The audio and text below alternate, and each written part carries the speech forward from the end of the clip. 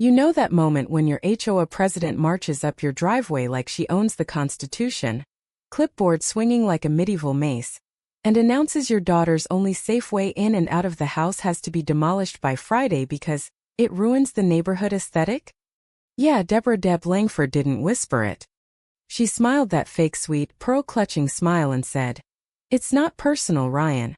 We all make sacrifices for property values. Think of the children, the ones who can actually run." My 12-year-old Sophie stood right there on her crutches, knee still swollen from the accident that nearly took her leg, and Deb had the nerve to pat her on the head like she was a sad little lawn ornament. I didn't yell. I didn't even blink. Because I, Ryan Bennett, spend my days reconstructing car crashes for insurance companies, measuring skid marks, calculating force, proving exactly who lied about what. I know how fast things go from oops to lawsuit. So I just smiled back and said, "Deadline passed 30 days ago, Deb. State statute doesn't care about your feelings." Her left eye twitched, the first crack in the porcelain. That night the first fine slid under my door. $250 for unauthorized structure. By morning the neighborhood group chat was exploding. "Some people just don't care about standards," wrote Karen number 2 down the street. "My kids play outside. Do we want them tripping over that eyesore?" I read every message while Sophie did her homework at the kitchen table, leg propped on a pillow. She looked up once and asked, "Am I the eyesore, Dad?" I told her no. But inside I was already building the case file. Deb escalated like clockwork. Certified letters, nightly drive-bys, even a friendly visit from the landscaping committee who measured my grass to the millimeter while staring at the ramp like it had personally insulted their begonias. "We voted unanimously," she told me at the next block party, loud enough for everyone to hear. "Harmony requires sacrifice." I sipped my lukewarm lemonade and answered, "Funny how harmony always costs the disabled kid more than the rest of you." A couple of neighbors shifted uncomfortably. One mom actually muttered, "She has a point," then caught herself and stared at her shoes. I stayed quiet. That's the thing about people who weaponize politeness. They never expect silence to be the weapon. While Deb was busy printing new violation notices, I was printing something else. Every email, every timestamp, every HOA bylaw she'd conveniently misremembered. My home office became a war room of color-coded folders and scanned documents. Sophie would sometimes wander in on her crutches, peek at the wall of evidence and whisper, "You're like a superhero but with spreadsheets." Damn right I was. Then came the school incident. Sophie's middle school called me during lunch. A concerned community member contacted the district about safety concerns with your daughter's home modifications affecting drop-off procedures. Translation: Deb had emailed the principal claiming the ramp encouraged unsafe parking habits and created liability.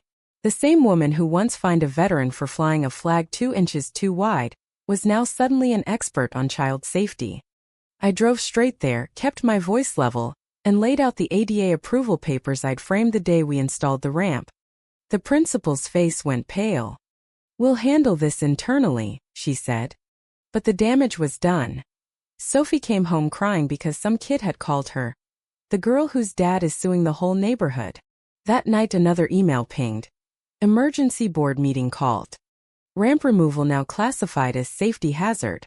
Fines doubled. I stared at the screen and laughed, one of those short dark laughs that taste like battery acid. Deb was exporting her little dictatorship to the school now. Classic move. When you can't bully the parent, bully the kid. I still didn't respond. Instead I started copying every document to a thumb drive.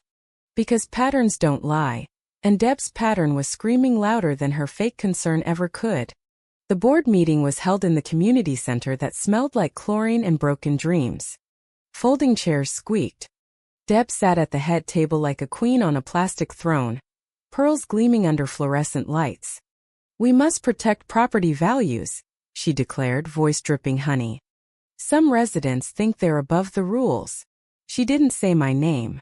She didn't have to. Every head turned. I sat in the back row, arms crossed, recording on my phone like the bylaws actually allowed. Mike Harlan, the poor treasurer who looked like he hadn't slept since 2022, kept fidgeting with his pen. When Deb tried to ram through a motion to immediately enforce removal, Mike cleared his throat. Actually, the state accessibility statute supersedes our covenants. We could be opening ourselves to a lawsuit. The room went dead quiet. Deb's smile froze like cheap Botox. We'll discuss that in executive session, she snapped. But the seed was planted. After the meeting, Mike caught me in the parking lot, voice barely above a whisper. She's rewriting minutes again. Votes that never happened are suddenly unanimous. I can't keep covering for her. I didn't push. I just nodded and said, keep the originals. One day someone's going to ask for them under oath. He swallowed hard, but he didn't say no.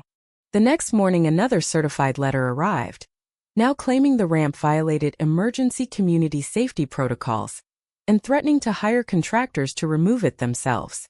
Attached was a photo of Sophie struggling up the driveway on crutches from last week, clearly taken from Deb's bedroom window. Black humor at its finest. The woman who preached privacy was now paparazzi stalking a disabled child. I added it to the file. Page 47. Sophie found me at the kitchen table at 2 a.m., surrounded by paper. Dad, are we gonna lose the ramp? Her voice cracked. I pulled her into a hug and promised, not while I'm breathing. She fell asleep on the couch, still clutching her crutches like a security blanket. I sat there in the dark, listening to the neighborhood sprinklers click on in perfect HOA-approved unison, and made a decision. It was time to stop playing defense. The next day I filed for injunctive relief at the county courthouse. Nothing dramatic, just a quiet request to freeze any removal until a judge could hear both sides. The clerk barely looked up. Hearing in 3 weeks. Perfect. Plenty of time for Deb to keep digging her own grave. Deb didn't disappoint. 2 days later, the neighborhood Facebook page lit up with a new post from her personal account. Supposedly, just sharing community news. Some residents continue to ignore clear guidelines, forcing the rest of us to pay higher insurance premiums because of their selfish modifications. Praying for common sense. The comments were a masterclass in suburban cruelty. It's not fair to the rest of us who follow the rules. My taxes pay for that street. Why should I subsidize special treatment? One genius even suggested Sophie should just use the stairs like everyone else and build character. I screenshotted everything. Sophie saw it before I could hide the phone. She read one comment, went pale and said, "They hate me because I can't run." I wanted to burn the whole internet down. Instead, I hugged her tighter and whispered, "They're scared of anyone who reminds them the world isn't perfect. We're going to remind them with facts." Mike started texting me late at night. Anonymous number, short messages. "She's contacting the school again. Rewrote last month's minutes. My name is on motions I never voted for. She keeps a personal binder of evidence against you. Photos. Timestamps. She calls it her insurance." Each text was another nail in her coffin. I never asked him to send them. He just did. The weight of watching someone turn the neighborhood into her personal fiefdom was finally cracking him. The week before the hearing, Deb's harassment hit peak ridiculous. She showed up at my door with 2 board members and a tape measure. "We're doing a courtesy inspection," she announced. "The ramp exceeds the approved slope by 0.2 degrees. Safety hazard." I leaned against the doorframe and answered, "The same slope the city inspector signed off on? Interesting math." One board member actually looked embarrassed. Deb's cheeks went scarlet. "We'll see what the judge thinks," she hissed, spinning on her heel so fast her pearls bounced. That night Sophie practiced walking the ramp with me. Slow, steady steps, me spotting her like she was learning to ride a bike again. She looked up and said, "If they take it, I'll just crawl. I don't want you to fight anymore." My chest actually hurt. I told her, "Crawling isn't an option, kiddo." Not while Deb still thinks she's above the law. The morning of the hearing I woke up calm. I'd rehearsed the drive, the security line, the exact words I would and wouldn't say. Sophie wore her favorite hoodie with little crutches embroidered on it, her quiet middle finger to the world. We packed light. No metal, no drama, just the folder of truth. Evergreen pines looked postcard perfect as we drove out. Identical lawns, identical mailboxes, identical fear of anyone who didn't fit the mold. I caught Sophie staring at the ramp in the rearview mirror. "It's still there," I said. "And it's staying." We parked in the courthouse garage exactly where the signs told us. No rushing. No shortcuts. The security line moved like a well-oiled machine, shoes off, bags on the belt, hands visible. Sophie went first, crutches through the scanner. Big smile for the deputy who nodded respectfully. I followed. Everything clean. Then Deb arrived. She stormed in like she owned the building, giant designer tote bag slung over her shoulder, pearls practically vibrating with self-importance. Behind her trailed her attorney, looking like he'd rather be anywhere else. Deb spotted us immediately. Her lips curled. "Mr. Bennett. Still dragging your poor child into adult matters, I see." Sophie's grip tightened on her crutches, but she didn't flinch. I just smiled. "Morning, Deb. Hope you remembered the courthouse rules." She scoffed and stepped up to the table, slamming her tote down harder than necessary. Papers slid everywhere, printouts of my house, zoomed-in shots of the ramp, printed screenshots of the Facebook pylon. The deputy raised a hand. "Ma'am, step back. We need to inspect the bag." Deb rolled her eyes so hard I heard it. "It's just documents. I'm here to protect the community." She reached in to help organize and crack. The sound was wrong. Sharp. Final. A gunshot in a marble hallway that echoed like God clearing his throat. People screamed. Sophie dropped to the floor instinctively. I spun, shielding her with my body before my brain even caught up. The smell of cordite hit next, bitter, unmistakable. The deputy was already moving, voice booming. "Gun! Everybody down!" Deb stood frozen, hand still inside the tote, face the color of old milk. A tiny wisp of smoke curled from the bag like a bad punchline. The gun, some pearl-handled lady's pistol she'd apparently been carrying for protection against people who don't follow rules, had discharged when she yanked too hard on a zipper. The bullet had punched a neat hole through the bottom of the bag and buried itself in the tile 6 inches from her own foot. Black humor doesn't get darker than this. The woman who spent months screaming about safety just shot up a courthouse because she thought the rules didn't apply to her. Security swarmed. Deb started babbling. "It was for protection. That man is dangerous. He's been harassing the entire neighborhood." The deputy wasn't listening. He was cuffing her while another officer gently took Sophie and me aside. "You folks okay?" Sophie nodded, shaky but steady. "Yeah. My dad says idiots with guns usually shoot themselves in the foot eventually." The deputy actually chuckled. The rest of the morning blurred into beautiful procedural poetry. Statements. Photos.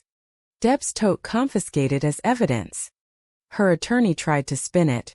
"My client has a concealed carry permit."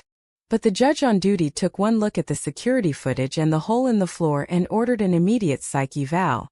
Turns out carrying a loaded gun into a courthouse because you're paranoid about a ramp is not, in fact, covered under community safety. Our civil hearing got postponed 2 hours while they cleared the building. When it finally started, the courtroom was packed. Reporters. Neighbors who suddenly remembered they'd always thought the ramp was lovely. Mike Harlan sat in the front row clutching his original minutes like they were the Holy Grail. I took the stand first. No theatrics. Just facts. Dates, statutes, the exact wording of the ADA approval, the timeline of every fine.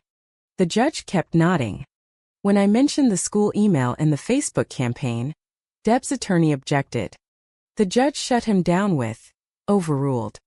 This goes to pattern of behavior." Then Mike testified. His voice shook at first, but once he started reading the altered minutes out loud, votes that never happened, appeals marked reviewed, when no one had read them, the courtroom went graveyard quiet. Deb's face cycled through every shade of red. When the judge asked her directly if she had contacted the school district without board approval, she actually tried the "I was just concerned" line again. The judge cut her off mid-sentence. "Concern doesn't rewrite public records, Miss Langford." The ruling came down like a guillotine made of paperwork. The ramp was legal. All fines voided. The board had exceeded its authority.